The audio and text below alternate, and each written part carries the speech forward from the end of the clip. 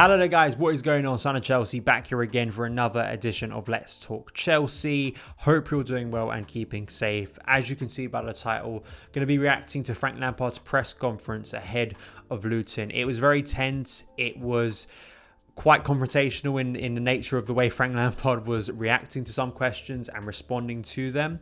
I think it's very interesting to get into the way Lampard answered questions, his demeanour. I think the intention behind it, I think, is a little bit more nuanced than I think some people will approach it. So I want to get into that today, but also looking at, say, Liam Toomey's article, why Lampard responded the way he did. But also, apart from that, I want to talk about Fikayo Tomori's loan move to Milan, basically being all but done now. He's in Milan. He's going to have his medical, waiting for the announcement. So we'll get into that too. But before we get into any of the stuff today, I want to ask you guys, if you haven't already, hit that subscribe button and a notification bell so you never miss and upload daily Chelsea content on this channel. And also, if you're enjoying the content, hit that like button because it helps out the channel as well. So let's get into Frank Lampard's press conference, because there's been tons of reaction to it. I'm sure even more after posting this video due to the nature of Lampard's confrontational responses. It was quite spiky. It was quite tense. I don't think many people can be that stunned given where Chelsea are currently, given the constant speculation surrounding Lampard's future.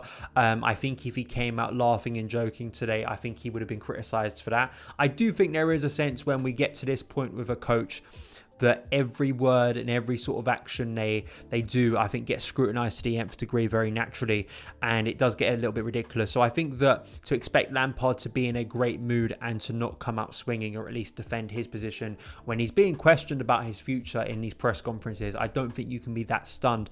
And also, I think we can get into sort of the journalist sort of asking questions about a manager's future, but then being surprised that the manager sometimes be critical to them as well. I think that relationship, there's a bit of a double standard there.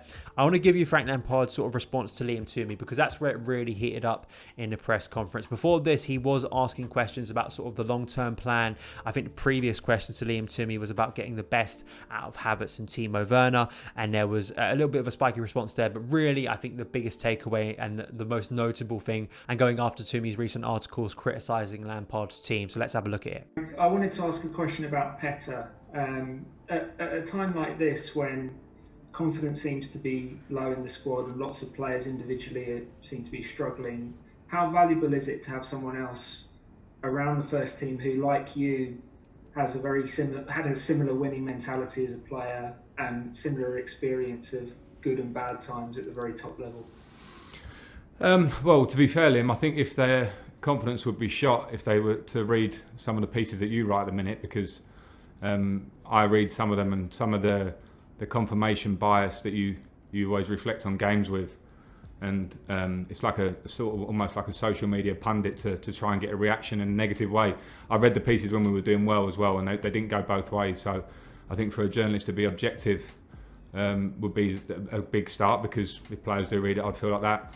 In terms of Pete, I think his experience is vital for the club, that we use our experiences, because even in years that we were successful and we look back and we're holding trophies, there were tough moments in them. Tough moments to whatever degree, and there's some really solid squads in those years as well. So we've been there before. We know what it takes to turn the corner, so we work together on that. So pretty confrontational by Lampard. It was interesting, earlier in the press conference when asked about his future, he said, I don't read any of the speculation, but a couple of questions later, he's addressing Liam Toomey's articles directly and saying he reads them and sort of going after them.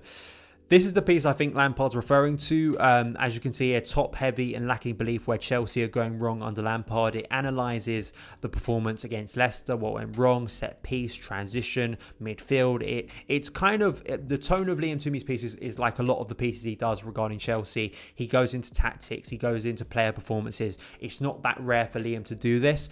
And I don't think the piece itself, which I suggest and sort of urge you to go and read if you can, because I think it's very easy nowadays to make extreme opinions about things you haven't really read. You maybe read the headline, don't read the full piece in context. I think before you make a judgment, whether you agree or disagree with, say, Lampard's response or Toomey's points, please go and read the piece. Link in the description below, as I always do on my videos, because I think it's interesting. And I think a lot of the points he makes to me in his piece are points I've made about our sort of susceptibilities being done on transition regularly, our set piece issues. I don't think anything he said was unreasonable. I think Frank's response is interesting. I think there are many different ways you can look at it. You can look at it, I think, in the most basic and probably the way a lot of the media will be reporting it is Lampard cracking under pressure, right? And I'm sure some people will look at it like that. I think if you're more critical of Lampard, if you believe Lampard is under serious pressure and believe he should lose his job, I think that's the way you will look at this. I think you could look at it another way where he's obviously read the article and something sort of annoyed him about it and he wanted to confront Tomori, and he's just instantly, like, in terms of just looking at the article and responding to it in that way. Or the way I look at it as well, in a way of trying to evoke a response from his team. I think that's the way he's trying to use this press conference, of almost a siege mentality. We don't know if, say, players have come to Lampard with this article and said maybe it's hurting them, or maybe they're annoyed by the piece, and maybe Lampard in the press conference has taken it. He's read the article personally when it's actually players maybe bringing it up. We don't know if players read articles, whether managers do. I think probably a lot of them do, whether they watch YouTube channels as well. I think maybe some of the younger players do. I'm not saying they watch my channel, but I think that there is a sense that some of these young players do spend a lot of time on social media, and they're going to see criticism of them. They're going to see abuse of them. And while some players can take that on the chin and use it as motivation, others it can really bring them down. So I think that's something to take into consideration as well when we're discussing this issue. But I think there is a sense that maybe Lampard at this current moment is trying to get a response out of his team. And maybe he's trying different things. And this is something he hasn't tried before, being really confrontational, a real siege mentality, us against the world, sort of the Jose Mourinho style of doing things, because he knows he needs a response from his team, not only against Luton on Sunday, but of course the Wolves and Burnley games in the Premier League coming up. He needs good responses, he needs a good performance, and he needs, most importantly, 3 points on the board. He needs to get through Sunday's game against Luton. So this could be a way psychologically of revving up the players for that game on Sunday, trying to evoke an emotional and sort of passionate response in there. And he feels that publicly doing it is the best way of going about it. I think just thinking that Lampard himself personally is only thinking sort of him as an individual and sort of responding to Tomori himself, I think looking at it from a sense of being a coach, and I've seen some people talking about there's not many positives to cling on to at the moment, and you know, Frank Lampard shouldn't be really having a go at journalists themselves. You know, as a coach, I think you have to try and find positives. I think it's stupid to think that Lampard should just sort of wallow in a negativity at the moment and just allow himself to accept, you know, the fact that he's maybe tactically inept or any stuff like that. I think that would be stupid, especially in front of his own players, in front of the media, in front of fans. You know, think about if he came out today and was accepting that, you know, he's got real tactical problems at the moment. That's, a manager is not going to do that in public. I think you have to understand that and be logical surrounding that as well. And I think if it does evoke the right response, if the players are revved up by that, if personally they've been affected by some of those pieces, then hopefully it does create a positive response, because that's what Lampard desperately needs on the pitch. Before I wrap up on this, I do also want to say sort of the manager, sort of journalist sort of dynamic of, I think Lampard has to understand, and managers have to understand, there's going to be questioning. You know, it's journalists' job to do that, to criticise, to be objective, to look at the situation, to write pieces like that, insightful pieces where they give their opinions.